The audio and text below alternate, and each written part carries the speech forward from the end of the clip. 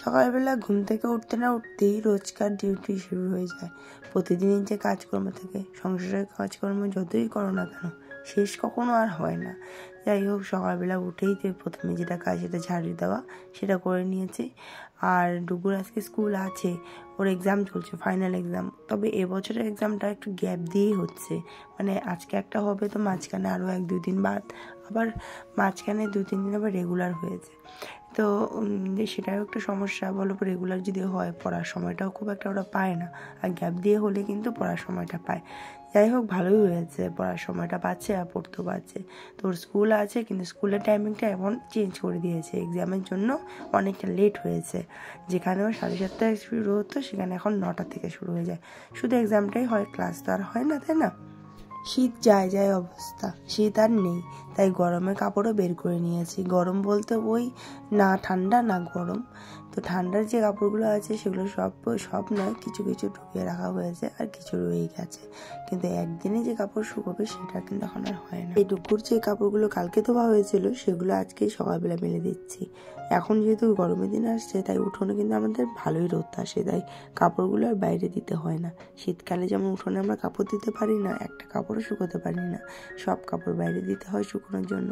মানে উঠোনে আমার শুভ সকাল বন্ধুরা, কেমন আছো তোমরা সবাই? আশা করছি সকলে ভালো আছো। আমি প্রিয়াঙ্কা, দার্জিলিং জেলার ছোট্ট একটি গ্রামের একজন সাধারণ গৃহবধূ। প্রতিবারের মতো আজকেও একটা নতুন ভিডিও নিয়ে এসেছি। আশা করছি ভালো লাগবে। ভালো লাগলে অবশ্যই লাইক কমেন্ট শেয়ার করে দিও। তো আজকে রান্নাটা আমি করছি, মাকে আজকে ফুললি রেস্ট দিয়েছি, সকাল থেকে রান্না করে দিয়ে গেছি। আর আজকে কী কী রান্না হয়েছে তোমরা দেখো, তোমাদের আইটেমটা জাস্ট দেখাচ্ছি। খুব সিম্পল করেছি, খুব একটা বেশি কিছু করিনি, কারণ টাইম হয়নি। কারণ আমাদের সকালবেলা রুটি খাই, তো এরকম রুটিটা করতে হয়। আর রুটিটা করতে গেলে মানে ওখানেই কিন্তু অনেকটা টাইম চলে যায়। রুটির সঙ্গে একটা সবজি করতে হয় বা ভাজা কিছু একটা করতে হয়, শুধু শুধু রুটি খেতে চায় না কেউই। আর ওখানে ধরো প্রায় অনেকটা টাইম চলে যায়। তারপর আবার দুপুরে রান্নার রেসিপি। তো যাই হোক, এখন সকাল না, এখন মোটামুটি দুপুর হয়ে গেছে, প্রায় 12টা তো পেরিয়ে গেছে। ভুল করে শুভ সকাল বলেছি, কারণ ভিডিওটা স্টার্ট করলাম এখন। সকাল থেকে এতটাই ব্যস্ত ছিলাম, করতে পারিনি। বুঝোই তো, অনেকদিন থেকে রান্নাবান্না কিছু করিনি। আর আজকে অনেকদিন পর, মানে আজকে না কালকে করেছিলাম, তো আজকে অনেকদিন পর করছি। তো ভিডিওটা মানে করবো যে ক্যামেরাটা নেওয়ার সুযোগই পাইনি। বলাটাও ভুল, কারণ করলে হয়তো করা যেত, কিন্তু আমিও সেরকম টাইম দিইনি, কারণ রান্নার দিকে অনেকটা মানে মাথার মধ্যে সব ঢুকিয়ে দিয়েছিলাম। তো চলো দেখাচ্ছি আজকে তোমরা কী কী রান্না করেছি।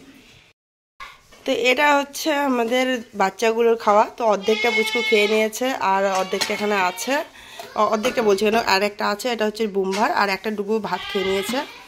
এখানে পরে করলাম এই যে ছিম ভাজা, আর ওইখানে যে বেগুন ভাজা, সকালবেলা বেগুন ভাজা করেছিলাম মানে আর রুটি দিয়ে খাওয়ার জন্য, আর এখানে ছিম ভাজা দুপুরের জন্য। তো এখানে ভাত রয়েছে, ভাত আজকে হাঁড়ি থেকে বের করে এখানে ঢেলে রেখেছিলাম, ভাতের মধ্যে মানে হাঁড়িতে জায়গা আর ছিল না। আর এখানে যে পালং শাক করেছি, আজকে বেগুন দিয়ে করিনি, এমনি করেছি। আর এখানে হচ্ছে এই যে সজনে আলু দিয়ে মাছের ঝোল। তো বাবার খাওয়া হয়ে গেছে, ওইদিকে আমাদের যে মানে একটা লোক লাগানো আছে শাক বাড়িতে কাজ করার জন্য, তো তারও খাওয়া হয়ে গেছে, যার জন্য এখানে সবজিটা অনেকটা কমে গেছে। ডুবুর খাওয়া হয়ে গেছে। আর এই যে বাড়িতে দেখো কী চিল্লাচ্ছে, তারা জানলাটা বন্ধ করি, নাহলে এই জানলা দিয়ে ছাগল টাগল ঢুকে যাবে। আর ওয়েদার দেখো আমাদের কী অবস্থা, হঠাৎ করে আকাশের কী অবস্থা হয়ে গেল। রৌদ্র ছিল সকাল থেকে, ভালোই রৌদ্র ছিল, এখন দেখো কীরকম অবস্থা হয়ে গেছে। আর এই দেখো, ভাত বন্ধ করে দিই এখন।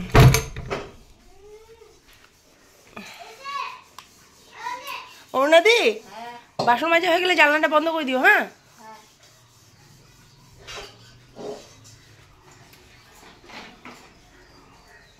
এগুলো চিল্লাচ্ছে।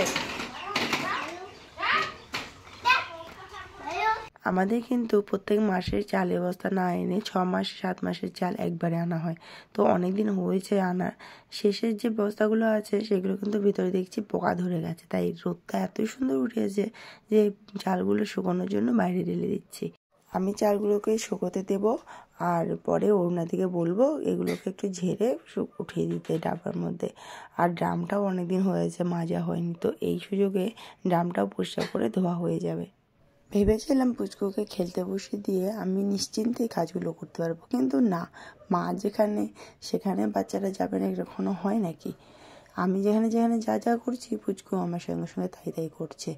এই দেখো কতগুলো চাল হাতে নিয়ে ঘুরে বেড়াচ্ছে, ভাবছে কি না কি এগুলো। এমনিতেই তো যখনই আমি রান্না করি, চাল যখন ধুই, ও তখন মানে চালের ড্রামটাও নেবেই, মানে খুলে ওখানে হাতে নেবেই। এটা ওর প্রতিদিনের হ্যাবিট, প্রতিদিনই একই করে। আর দেখো আমি যা যা করছি ওই আমার সঙ্গে সঙ্গে সেটাই করছে। আমি চালগুলোকে শুকোতে দিচ্ছে, নাড়ছি, ও সেটাই করছে। তো বাচ্চারা কিন্তু এটা জিনিস একদিন দেখবে, বড়রা যা করবে বাচ্চারাও কিন্তু সেটাই করবে, আর ওরা যেটা দেখবে সেটাই কিন্তু শিখবে। তো তোমরা বাচ্চাদের প্লিজ একটু ভুলভাল কোনো কিছু শিখিও না, দেখিও না, একটু এদিকটা নজর দিও, যেন ওরা কখনো ভুল কোনো জিনিস যেন না শেখে, কারণ ওরা যেটা দেখবে সেটাই অনুসরণ করে চলবে। আর পুচকু তো আমাদের কপি করার জন্য এক্সপার্ট, তাই পুচকুর আরেকটা নাম তোমাদের দাদাভাইকেই দিয়েছে জানো, কপি ক্যাট। কারণ ও আমাদের সব কিছু জিনিস ওরা কপি করে, আমরা কিছু বলি কি করি না করি প্রত্যেকটা জিনিস ও কপি করার চেষ্টা করে, আর করেও। তো যার জন্যই তোমাদের দাদাভাই ওই নামটাই বেছে নিয়েছে, আর ওই নামটাই ওকে বলে। তোমরা দেখতেই পারছো আমি যা যা করছি ও সেটাই করছে, বাড়িতে রান্নাঘরেও তাই করে, আমি যা করবো সেটাই করবে। ধরো আমি রান্না করছি, ও আমার কোলে উঠে খুন্তি নাড়বে।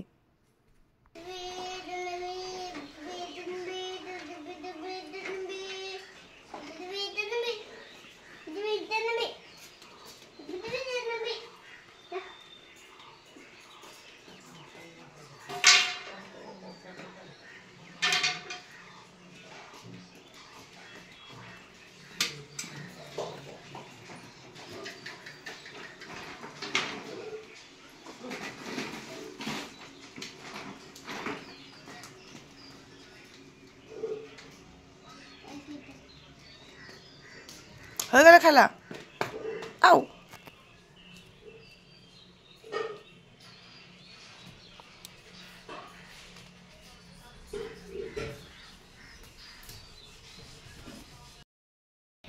দেখো বন্ধুরা মা কি নিয়ে আসছে, কালকে গেছিলো ডাক্তারের কাছে, ওখানে গিয়ে এই ভুট্টা নিয়ে আসছে।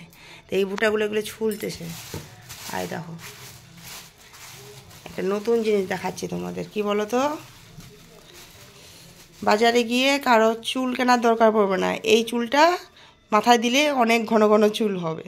দেখো একদম রেডিমেড চুল, এভাবে এই মাঝখান থেকে এখানে ছিঁড়বা আর সবগুলো একসাথে করে মাথায় লাগাবা, হলো না বন্ধুরা? কি সুন্দর রেডিমেড চুল, একদম কচি ভুট্টাগুলা। কত করে নিছে মা ভুট্টাগুলা? একটাই 12 টাকা। বাবরে, একটাই 12 টাকা? আমাদের এদিকে তো একটাই 12 টাকা। কাঁচা ভুট্টাটাই 12 টাকা, আর যেটা পুরানো ভুট্টা ওটা একটাই 20 টাকা। পোড়ায় যেটা খাওয়ার জন্য বিক্রি করে ওটা 20 টাকা গোটা।